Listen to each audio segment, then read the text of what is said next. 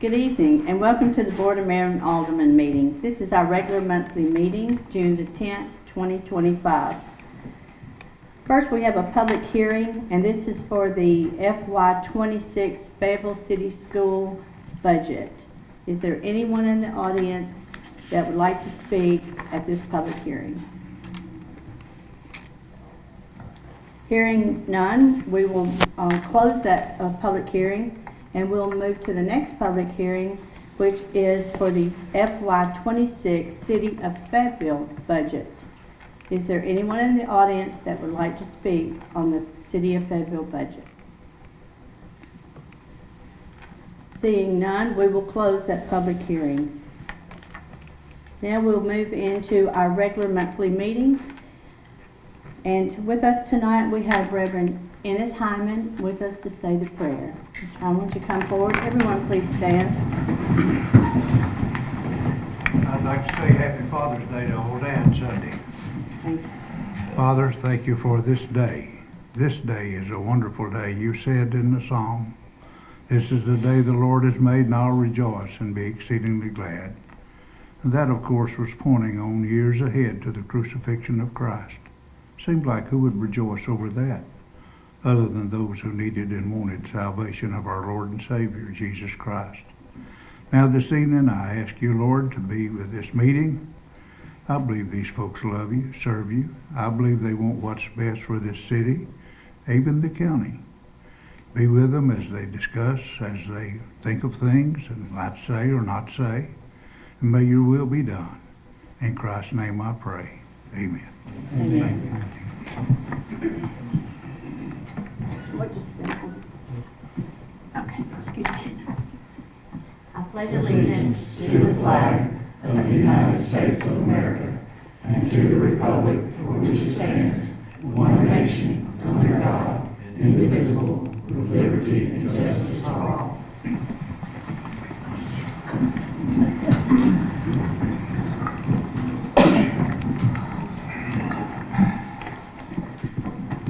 Okay, before you have an agenda.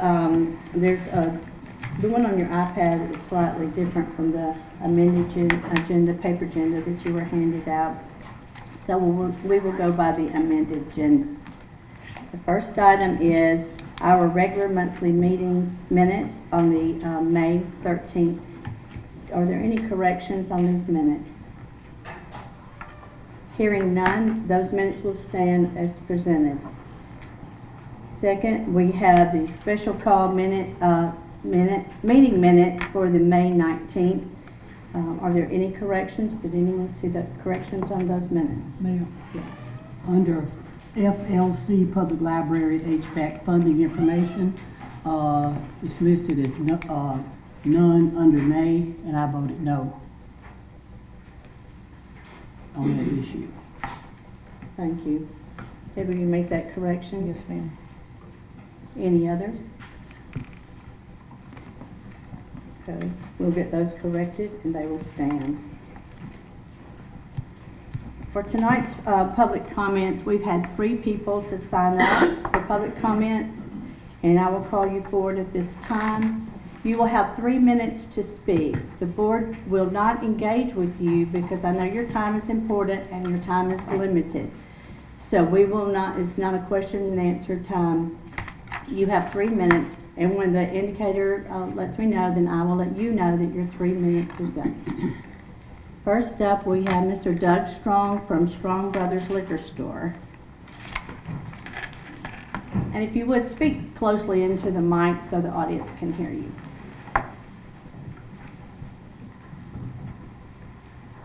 Mayor and board members, thank you for letting us speak here today. Like she said, my name is Doug Strong. I'm the owner of Strong Brothers Liquor Store. My father opened that business in '67. I've taken it over in May of '96. And if I recall, Mayor, back in, it seems like we've been down this road before, 2-3 years ago. And if I remember correctly, you were the deciding vote that helped keep the cap at 4. But anyway, I'm not going to stand up here and bore you with all the reasons why. we do not need another store. But I just want to let you know that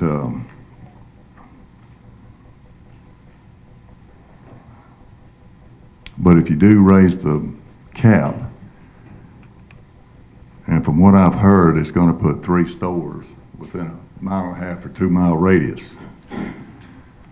And putting a store in right now, another store, is going to immediately devalue all our stores. As you know, not too long ago, they voted liquor by the drink, which enabled Walmart to put in wine. That killed our wine business. All the stores killed it. At least it did mine.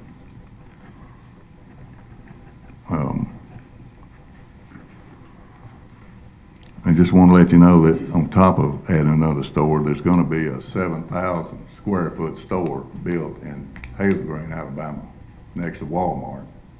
So that's not going to help us at all either.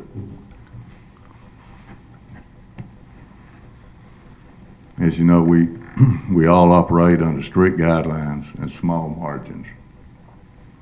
And I don't think Fayetteville has grown enough in population to add another store. I'm not sure if the population has even grown at all. All the stores, from what I've heard, are down in volume. If you put another store in, that's just going to could put some of us out of business. Social media, I've heard, is not too happy about adding another store.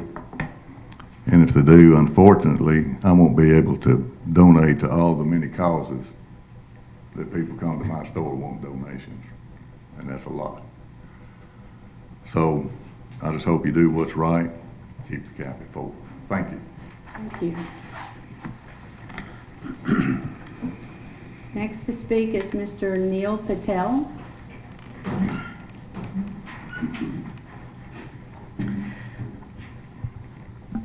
Good evening, member of this committee. First of all, thank you for allowing us to speak with you tonight. My name is Sahil Patel. I'm speaking on behalf of Eastern Liquor. I appreciate your time and your continued service to our community. I'd like to begin by sharing a few facts about our town. Fable currently has 4 licensed liquor stores, as you guys know. In comparison, Tullahoma, a nearby city with over 21,000 residents, has just 5. Meanwhile, our population has remained fairly steady, declining slightly from 7,059 in 2019 to 7,047 in 2023. These are records directly from U.S. Census data. And of that number, roughly 2,300 residents are under the legal age, leaving fewer than 4,750 potential adult customers. Given these figures, it's fair to say Fable was already well served in this area, possibly even overserved. Introducing additional liquor stores will not increase demand.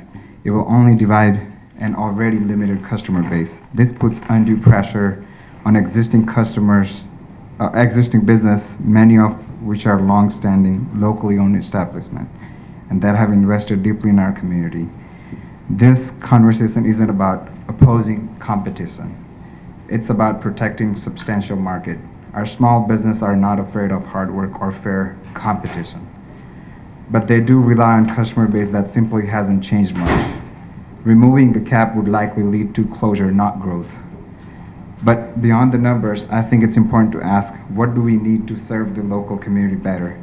According to Fayetteville Main Street Facebook post that was posted on May 18, 2025, the top 5 unmet retail needs in our cities are grocery stores, gas stations, restaurants, building material supply, and clothing and specialty retail. Along with that post, it had descriptions saying each year over $333 million in retail spending leaves Lincoln County. More than 200 of that is in just these 5 categories.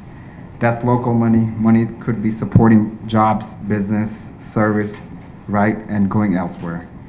And some of the comments that were made by Fayetteville residents, one of them being is, I wish Fayetteville could grow more like Tullahoma, not overcrowded, but with more place to eat and shop. Many restaurants need updates and appearance matters. And just along this line, these aren't just calls for more liquor stores. They're calling for more opportunities to expand type of business that truly meet our local needs. And we have opportunity here to make decision that reflects our community actual priorities, and lifting the liquor store's cap may benefit a few newcomers, but it would come at the expense of very businesses that have been supporting this town for years. Mr. Patel, your time is up. Thank you. Appreciate your time. Thank you. Next, we have Mr. Sahil Patel.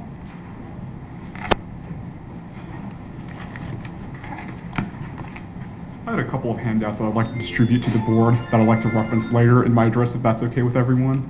Sure. I appreciate that. Dear Board of Mayor and Aldermen, thank you for allowing me the opportunity to speak today during today's public comments. My name is Sahil Patel, and I'm speaking today on behalf of my family regarding the proposed removal of the current cap on liquor stores in our community. This issue is not new to us. In fact, back in 2022, this case was first brought to the then Board of Mayor and Aldermen by my family as we sought to open a liquor store. At the time, the board made the decision to uphold the cap, and we respected that decision.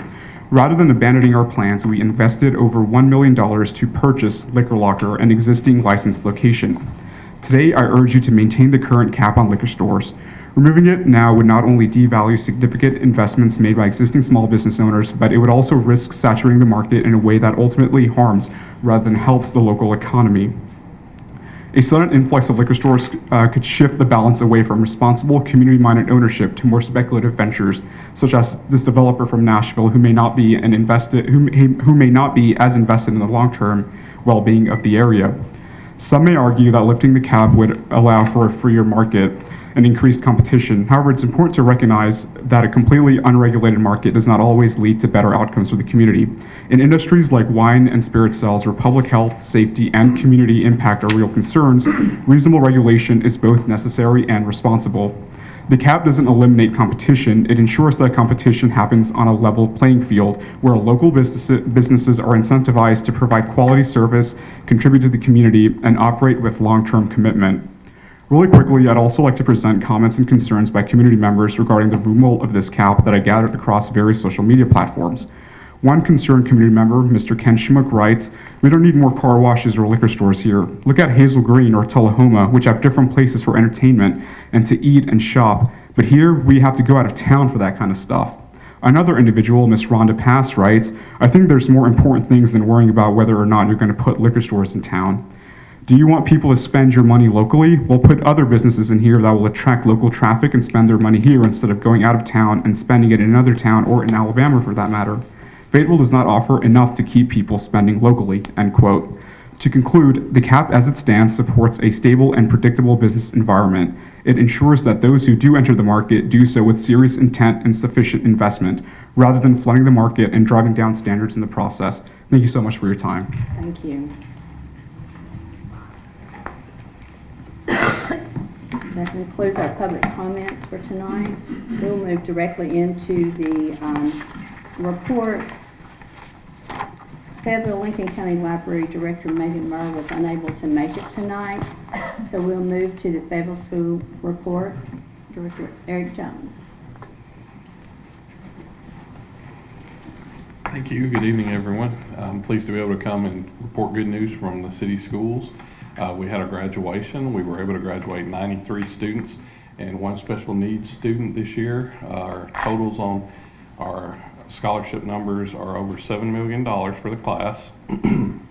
That equates to about a little over $74,000 per student, depending on how you want to count the one student. So it's pretty good numbers. We're pleased with that. We've got currently summer school going on. So since COVID, every year there's a summer school opportunity. A lot of that has to do with the third year promotion or fourth grade retention law. We have over 100 students who voluntarily are coming to our program. There are just a few students who need to go as a part of the requirements for those laws, less than a dozen. But we have over 100 students who voluntarily come and catch up on their work during the summer. So this is a really neat service. It's going swimmingly. It's probably the best year we've ever had as far as transportation and lack of problems, which is interesting because we also got a little construction project going on over there, so you'd think it'd throw a wrench into things, but it's going really nicely. Those are the bulk of my report. I haven't heard back from TEMA on our additional request for grant funding. I haven't heard from it in writing. Everything sounds like it's going on a really good path as far as verbal confirmation though. And that is my report, but I'll be happy to entertain any questions. Thank you. Any questions? Sorry, you mentioned you requested TEMA to do more than just, I think, whether 5%? Is that what you were mentioning? No, no. Oh. No, what I was saying is, let me think of the most succinct way. Okay, there were 6 bidders. Okay. 4 of them did not qualify per the bid document, so we have 2 qualified bidders. Both of those bidders are over the allotted amount. So what that means is we go back and request for what's called a change in scope of work, and they can release additional funds for the grant through TEMA. Okay. Everything sounds like it's going really well with that, but I don't want to report on anything I don't have confirmation of it in writing at this time. But it does sound like it's on a good track. Thank you. You're very welcome. Will that affect the 90%, 5%, 5%? It could be more than that, but verbally, it sounds like that will not be the case. It'll be 95 and 5 verbally is what I have. But again, I can't give you any confirmation until I have it in writing. I mean, I could, but it wouldn't be ethical. I'm not going to do that, so, sure.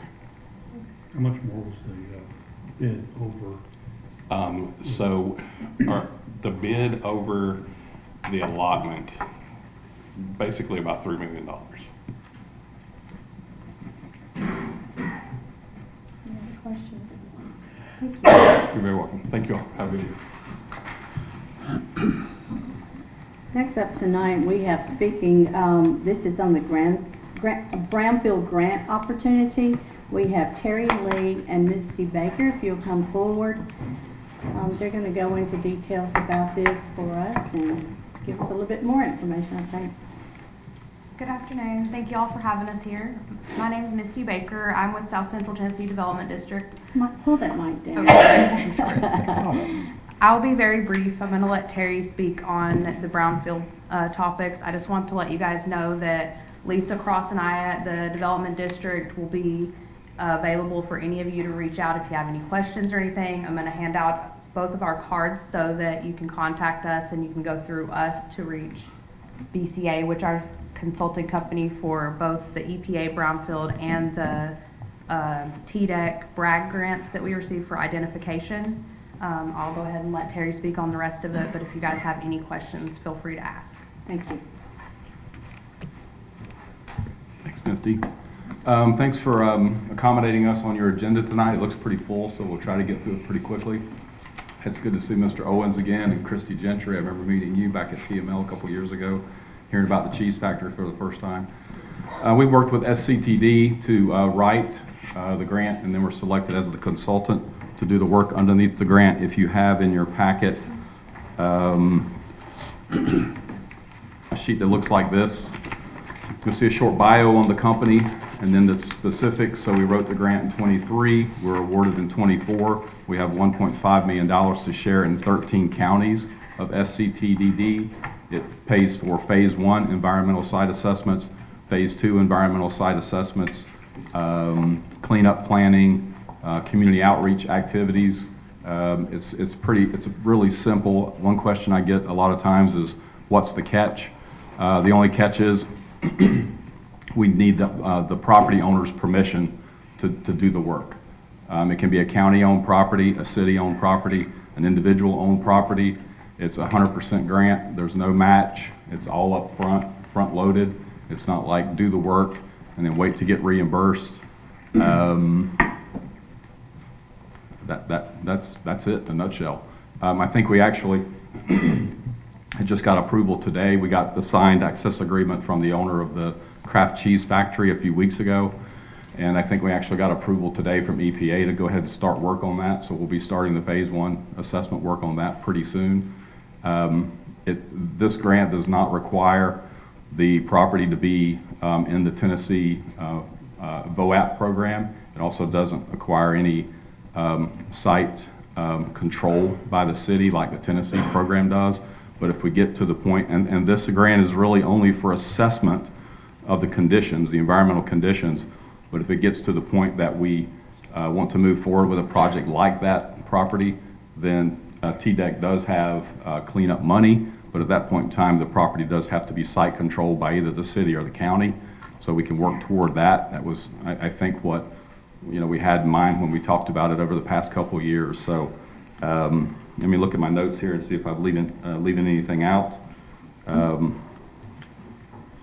This is the site access agreement. This is what we need the property owner to sign if they want to move forward with the project. If the property owner says, no, I'm not interested, that's the end of it.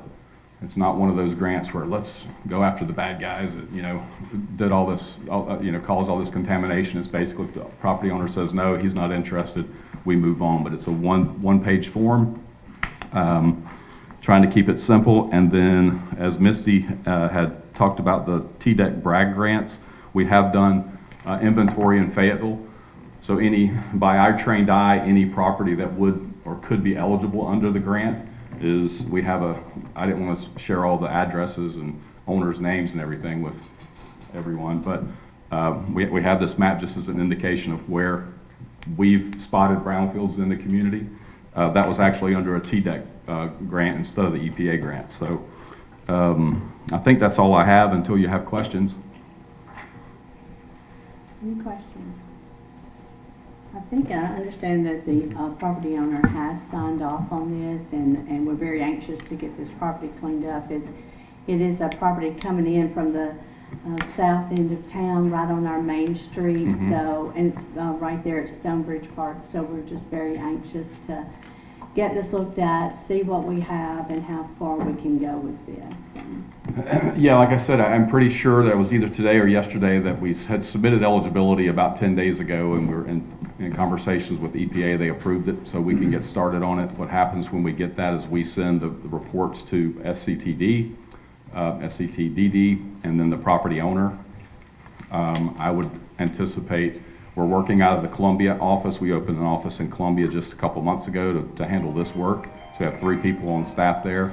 So imagine the phase 1 could take 6 weeks, maybe less, and then the phase 2, which is more invasive, that would include most likely groundwater testing, soils testing, vapor inside the building. It also reaches out for asbestos and lead-based paint if that's the case. So it could take 2 to 3 months, 3 months to wrap everything up. But at that point in time, we'll know what we've got. Can you clarify for some of the, owners of the properties about how this wouldn't be tying their hands to anything? It's simply you guys checking out the property, seeing what's in there. They also get the report, the way that I understand it. Right. So can you clarify that, especially for the public and people that own the properties? Right, so in the access agreement, it says there's no cost to the property owner for any of the investigation or any of the assessment.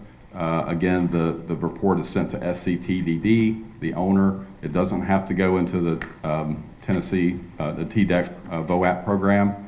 It is sent to EPA, but this is an economic development grant from EPA, not a go get them kind of grant. So it's again, a full option of the owner to say no if they're not interested.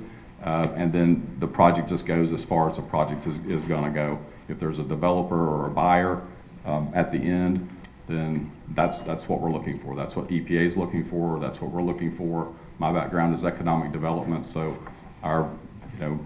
what we're tracking are jobs, dollars of investment in redevelopment to take a brownfield site and turn it into housing or new commercial or new industry or city use, a park, or whatever the community is looking to do with the project. So it's really a great way to get something started where the owner doesn't want to pay tens of thousands of dollars to do all this work.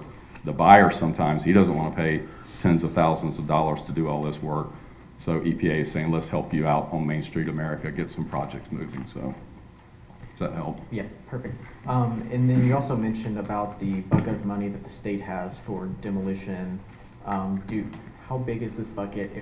Is it across the whole state that we have to compete with if we make it to that spot, or who would we compete against to get that grant? Yeah, those are a little different. So I think those are up to $500,000 per site. And the way it's set up is that money could be I mean, there's an inventory dollar amount, an assessment dollar amount, and then a cleanup dollar amount that they'll put into one site. So we've got the assessment, which is a big part of the bucket from the EPA grant. So that would allow us to put more of the TDEC dollars into a site for demolition or for cleanup, depending on what the case may be.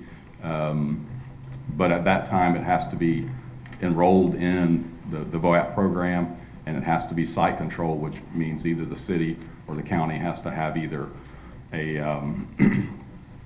either have to own it or have a developer that's willing to purchase it, or they don't allow the cleanup dollars necessarily for the individual, especially. It depends on whether the individual is, was the cause of some of the contamination or not. Typically, they won't put dollars into properties. If I dirtied it, they're not going to give me money to clean it up, but they'll give the city money to clean it up if the project's going to be redeveloped. Okay, and then are there defining verbiage about what it can be once it's cleaned up that would limit us on what we can possibly put there or develop there? That's a good question. My answer is I don't think so. That's the best answer I can give you right now. I don't think so. I haven't heard anything in any of the seminars we've had with them or the webinars that we've had with them or any of the notes that says it has to be X, Y, or Z. I know it doesn't for EPA. It's just really the determination of the community or the developer. And I don't think TDEC puts any kind of limits on that either. Okay, and do we as a city have to hold the title on the land, or can there be a lien on the land? It could be I can't think of the word, but basically an offer to purchase, an option. So an option would be good enough. Okay. That way your hands aren't tied to ownership. Right. But if you get that far, then you have that option to transact and actually own the property. Okay. And then sell it to a developer or whatever, Right. do what you want to as a community. Any other questions? Thank you guys for coming tonight, and we appreciate and look forward to working with you on this. Same here. Thank you all very Okay, much. Good night. Yeah, we'll move into our standing committee reports, and first is the Fire Department, Chief Davey Bergman. Thank you, Mayor. For the month of May, the fire department responded to 132 calls. This included 115 rescue and EMS calls, 2 fire calls, 7 good intent, and 8 false alarms. And that's my report. Thank you. Police Department, Chief Jennings. Thank you, Mayor. For the month of May, we had a total of 85 incidents, 36 arrests, 34 total traffic crashes, issued 52 total citations. Police activity events was 1,673. Our CID division has a total of 453 cases on hand. 12 of those was new cases. 6 cases were closed. We had 2 grand jury presentments, and that's my report. Thank you. Finance Department, Director Loretta Garner. Thank you. Excuse me. The IT budget amendment that you were given on the work session, we do have one additional item that we will be moving forward with. We will be moving $1,000 from hardware and IT hardware and $1,000 from telephone to the data processing line for virus protection software. That was not in those handouts that you were given at work session. And no new money is being used. We're just moving money from one line item to another. The local option sales tax received in May was $321,879. That is a 2.7% decrease over this time last year. The state share sales tax received in May was $78,156. That's an increase of 3.4%. And the occupancy tax received in May for the month of April was $14,896. This is a 0.8% increase over this month last year. That is my report. Thank you, Director. Also, we received today, it was an article in TML magazine, where the state is going to give us a bigger portion of this local option sales tax and the occupancy tax. So hopefully we'll see more dollars from those very soon. I believe that goes into effect July the 1st. So we're looking for bigger dollars on that. Recreation Department, Director Nathan Browning. Thank you, Mayor. Don Davidson got a little upgrade with his concession stand. Frankie was generous to donate a lot of equipment in there as far as coolers, refrigerators, tables, so very thankful for that. Our junior fishing rodeo went on the 7th, had a great turnout for that. So many sponsors donated to this wonderful event. A lot of fish were caught, so just a shout out to all the businesses around the city that really helped us out, and also our maintenance crew who's done a tremendous job in getting it ready. We also have a little upgrade with our Stonebridge restrooms. We did some maintenance to the outside to make it look a little bit better. We're also going to start on the interior as well with some stalls to upgrade those. And just some dates coming up. Well, first we finished up our baseball season, very successful year. A lot of good people working on that to make it successful. So we're wrapped up baseball. Softball has about 2 weeks left. It's going well. Our softball board is anxious to get into our last 2 weeks in our tournament. Our pool is up and running. A lot of good turnout for that, a lot of good interest. Our slide install date is hopefully we'll hear that news this week. Still waiting on to get those official dates. Our Men of Virtue and Ladies of Virtue will be June the 17th, 5:30 to 6:30 at the Rec Center. Our bingo this past month featured Chief Jennings, who did a wonderful job. We will have our next one in July, the 7th. So looking forward to that. And I just want to take just a small second to brag on our recreation crew. They are working really hard to make everything look good, both inside the building and outside in our parks. So I'd like to say thank you to them, and that is my report. Thank you. Public Works, Director Jack Williams. Thank you, Mayor. For the month of May, the Public Works Department picked up 268 tons of household waste. We picked up 190 tons of brush.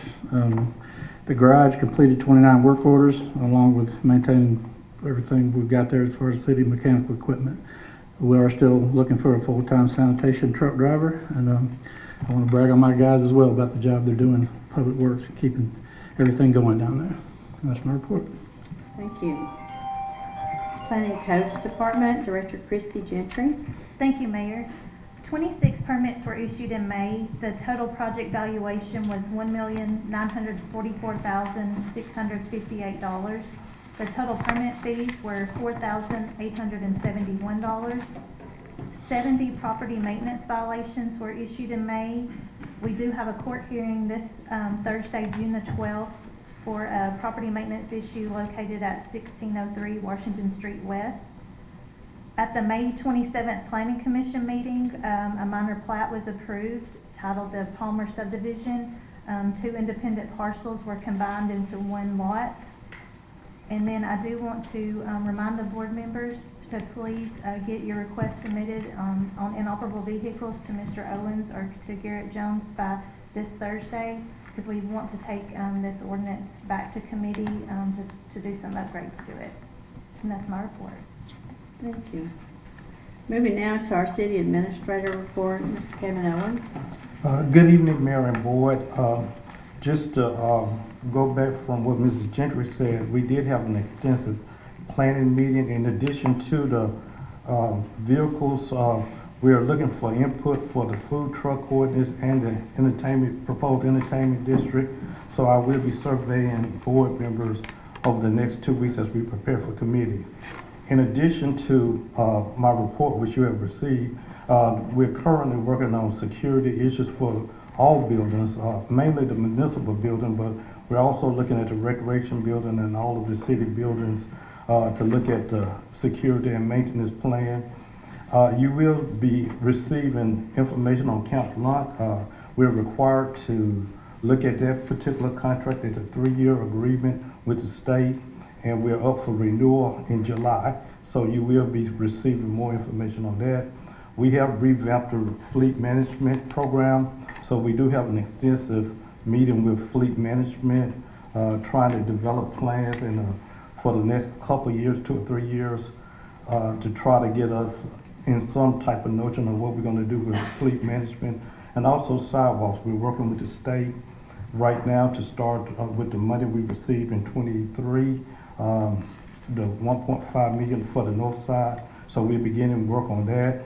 And just to conclude, we're in the process of revamping some of our technology. Right now, I have to give a shout out to Ms. Williams over here, who has been making sure we have not missed a beat over the last couple of weeks. But we're working, and we ask that everybody just be patient as we plan to get a very good plan for technology. And that concludes my report. Thank you, sir. And concerning the Camp Blunt agreement, will that come back before the July board for a vote? It will. We made an introduction in June. We plan to bring out all concerns. I have had one conversation with the state yesterday, so that will be in committee and work session, and hopefully for a vote on the July 8th board meeting. I knew that expiration date was fast approaching, so thank you. So we have no unfinished business, so we'll move into new business.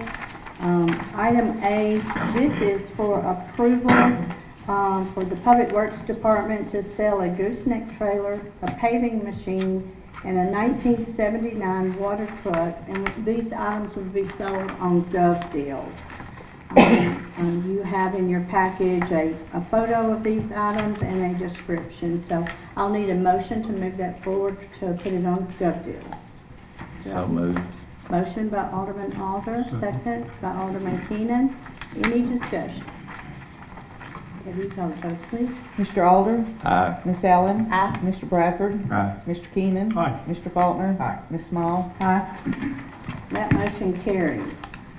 Item B, this is approval of the award of the street paving bid of Lincoln Paving. In your package, you have been given all the information concerning this bid, the award. This was a single bidder. This contract will be July the 1st, 2025, expire in June 30th, 2026. So we're doing something a little bit different this year. This is a blanket bid. And so anytime that the Public Works needs some work done, they'll already have the price bid, so they do not have to, every job, go through the bid process. So this is kind of to streamline the work of Public Works. So do I have a motion to accept this bid? So moved. A motion by Alderman Faulkner. Second. Second by Alderman Allen. Any discussion? Yeah, quick question, and I should have asked this during reports, but I apologize, Jack.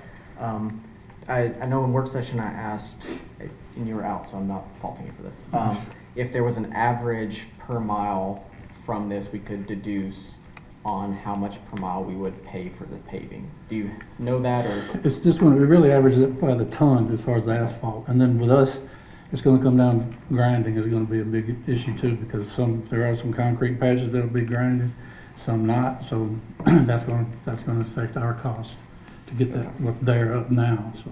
Okay. Any other discussion? Did we call vote? Miss Allen? Aye. Mr. Bradford? Aye. Mr. Keenan? Aye. Mr. Faulkner? Aye. Miss Small? Aye. Mr. Alder? Aye. That motion carries. Item C, this is for the FY25 Fable City School Capital Budget Amendment Number 2. You have been provided the dollar figures in your package. It's just transferring from one line item to another. Do I have a motion? Motion to approve. Motion by Alderman Bradford, second. Alderman Second. Small. Any discussion? Debbie, call the vote. Mr. Bradford? Aye. Mr. Keenan? Aye. Mr. Faulkner? Aye. Miss Small? Aye. Mr. Alder? Aye. Miss Allen? Aye. That motion carries. Item D, this is for the FY25 Fayetteville City School. This is Budget Amendment Number 3.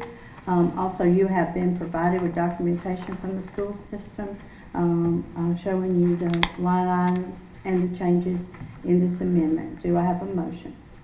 So moved. Motion by Alderman Small, second. Second. Alderman Alder. Any discussion? Did we call the vote? Mr. Keenan? Aye. Mr. Faulkner? Aye. Ms. Small? Mr. Alder? Aye. Ms. Allen? Aye. Mr. Bradford? Aye. That motion carries. Item E, this is the Fable City School approval of the Brodus and Associates invoice number 2. That also has been provided to you by the city school system. You have that for you, and the amount of the invoice for the local funds, this is what the Fable City School will pay of this, is $1,230.06. Do I have a motion? Motion to approve. Motion by Alderman Bradford, second. Second. Alderman Alder has a second. Any discussion? Debbie, call the vote. Mr. Faulkner? Aye. Ms. Small? Mr. Alder? Aye. Ms. Allen? Aye. Mr. Bradford? Aye. Mr. Keenan? No. That motion carries. Item F, this is ordinance 2025-12. This is for the City of Fayetteville budget number 11. The finance director provided us with this information, and this number 11 is budget amendment number 11, and what this is cleanup of our finances for the end of the year. So this is, you'll have moving some items from one line to another. And this also includes the public library HVAC system. So do I have a motion for this amendment? Move to approve. Motion by Alderman Allen, second. Second by Alderman Bradford. Any discussion? Debbie, call the vote. Ms. Small? Aye. Mr. Alder? Aye. Ms. Allen? Aye. Mr. Bradford? Aye. Mr. Keenan? Aye. Mr. Faulkner? Aye. That motion carries. Now moving to item G. This is for ordinance number 2025-13. And this is amending the amount paid to MTAS for training. So recently we had gone through and passed an ordinance for the municipal court cost rate to increase to $115, with $1 of that court cost going to training and education. However, the state has passed recently that amount will go to $2. So the court costs will remain $115, with $2 of the $115 going to training. So do I have a motion? Motion by Alderman Keenan, second. Second. Alderman Small. Any discussion? Debbie, call the vote. Mr. Alder? Aye. Ms. Allen? Aye. Mr. Bradford? Aye. Mr. Keenan? Aye. Mr. Faulkner? Aye. Ms. Small? Aye. That motion carries.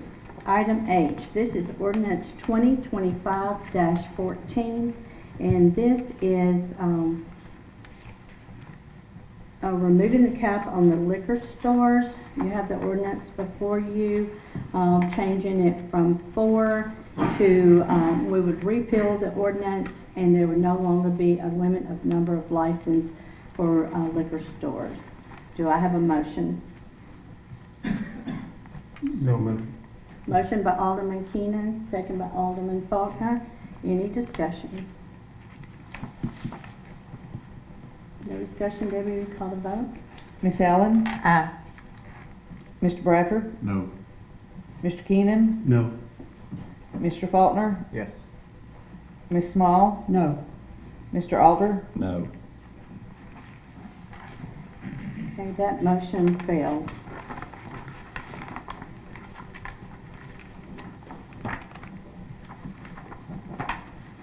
We're moving to item I. This is ordinance 2025-15. This is amending the municipal code, and it's labeled restoration of streets. Well, a little bit about this ordinance is, in the past, the specifications for anytime the street is dug up, any work or repair is done, it said that it would have to be filled back with concrete. So over the years, we have figured out that the cost of concrete has gone up so much, and to have it milled to repave the streets is so expensive, it's an added cost to us.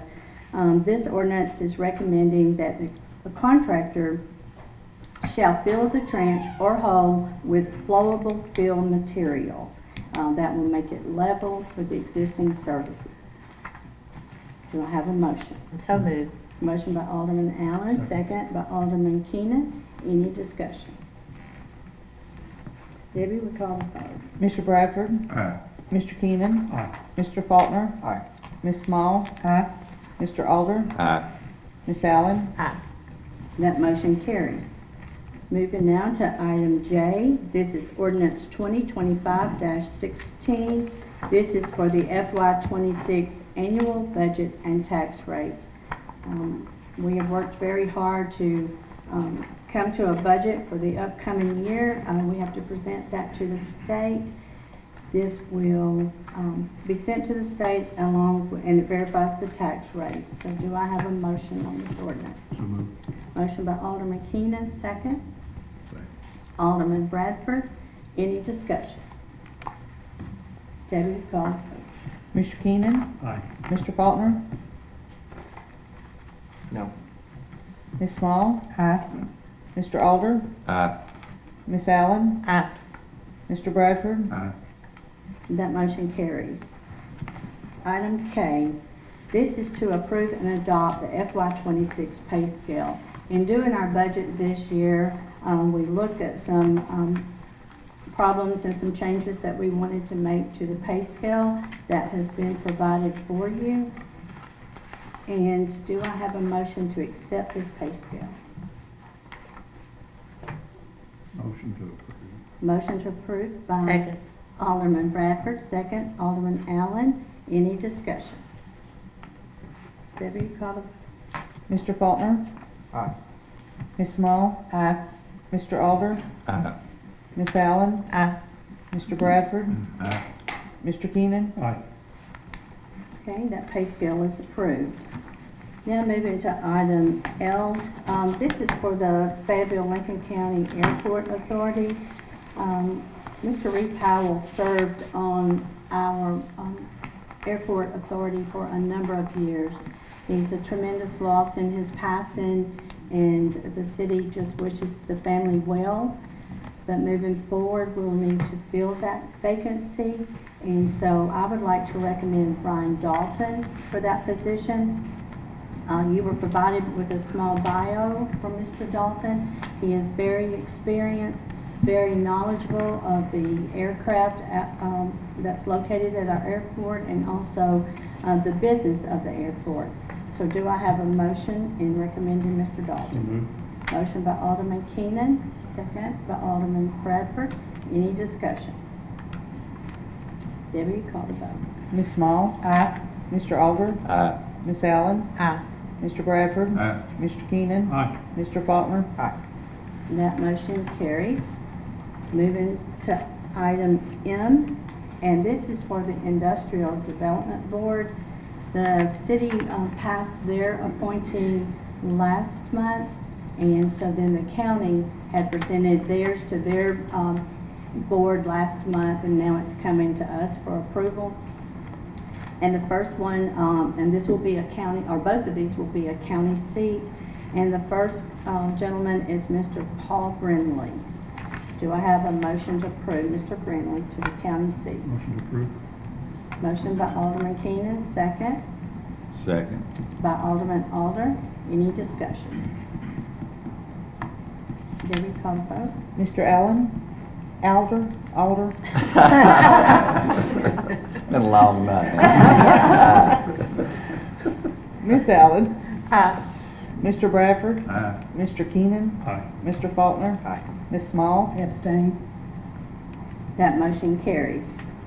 Item N, this is for the Industrial Development Board also. It is a county appointee seat that the city also has to approve. And this gentleman's name is Mr. Ronald Jean. And do I have a motion on this recommendation? Motion by Alderman Bradford, second. Second. Second, Alderman Keenan. Any discussion? Debbie, call the vote. Ms. Allen? No. Mr. Bradford? Aye. Mr. Keenan? Aye. Mr. Faulkner? Aye. Ms. Small? No. Mr. Alder? Aye. That motion carries. Okay, that item concludes our business for tonight, and I'll declare this meeting adjourned. Thank you for your attendance.